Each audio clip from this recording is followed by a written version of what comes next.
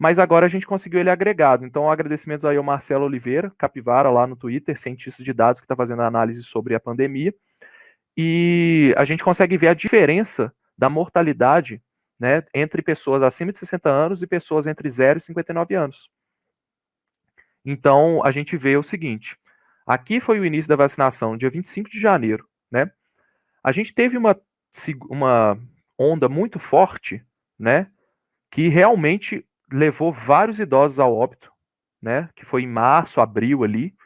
Mas essa onda, quando a gente observa até onde ela poderia ter ido, a gente vê por faixa etária aqui, essa curva rosa é a faixa etária acima dos 80 anos, que foram os primeiros a serem vacinados. Se a gente tivesse acompanhado a tendência da pandemia, que é justamente a faixa rosa sempre esteve acima das outras faixas, a gente teria essa faixa rosa ultrapassando um pico de mais de 1.000 óbitos em pessoas acima de 80 anos. Olha o que acontece com ela, ela segura e fica abaixo dos óbitos de 70, 79 e de 60, 69. Então, quem estava imunizado com 2 doses, mesmo que Coronavac, que inclusive soltou resultados no Chile, publicados com uma efetividade acima dos 90% de hospitalizações e óbitos, excelente resultado. Quem foi vacinado com 2 doses estava relativamente protegido contra óbitos e hospitalizações. Então é por isso que a gente vê um pico menor de 80 anos em relação a 70 e 79. Mas quando a gente agrega 70 e 79, 60 e 69 e 80 anos, a gente vê que o pico ele foi realmente maior, porque havia pessoas como 60, 69, 70, 79 que não estavam vacinadas. Então a vacina não conseguiu conter esse pico porque não tinha gente suficiente vacinada. Mas o que a gente espera? Isso é muito legal de olhar.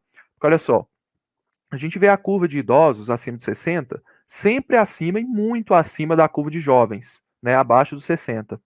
Então a gente vê ela aqui, realmente o pico acontece, mas por alguma razão, né, ela cruza. Pela primeira vez na pandemia, essa curva cruza.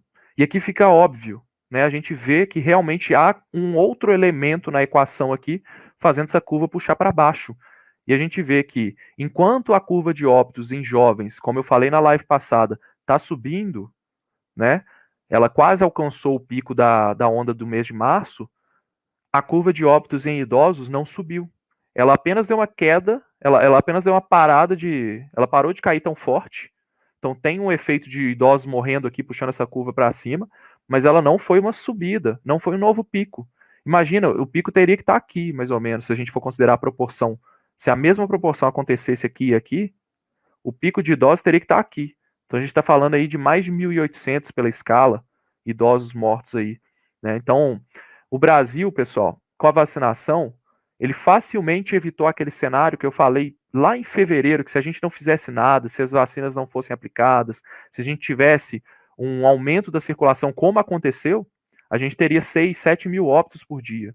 A gente não teve isso por causa da vacina, tá? Então existe um efeito da vacinação que é claro aqui. A única coisa que explica a queda de mortalidade é a vacinação, nesse momento, tá?